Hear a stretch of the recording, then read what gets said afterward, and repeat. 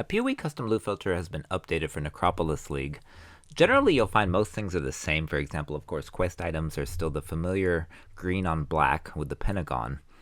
And the vast majority of items, be it div cards, be it currency, be it influenced items, these are going to follow the tier system with the highest ranking being the white flag, followed by green, and then blue, and then yellow, and then black, and then this sort of white on black. Now, the white on black is like Val gems, and it's basic jewels.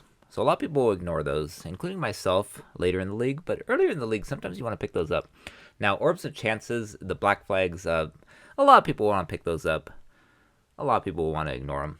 Everybody's going to want to pick up the yellow flag, but when it comes to the really rare ones, those will highlight with a star. Blue star, green star, or red star. Uniques are more simplified. They have the white, blue, and then yellow tier system, with, of course, the rarest being white, then blue, then yellow. They'll have a different font color, brown, white, for example, and then they'll have a cross instead of a star highlighting when they drop.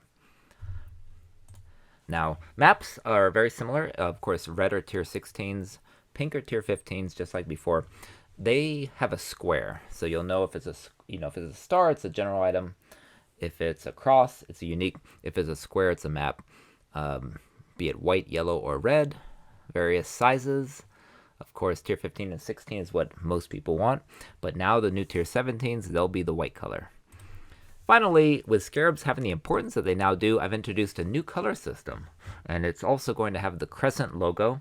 And the 4 ranks are going to be the basic black, just like, the junk before that you're going to want to generally pick up, but you can ignore, especially if you're farming later on. This loot filter, of course, optimized when you're tier 15 or 16. You don't want to really run it earlier. You want to use Never Sync Strict, is what I always recommend. But we're going to have the black and then yellow, but the yellows will show with a crescent if they're a scarab.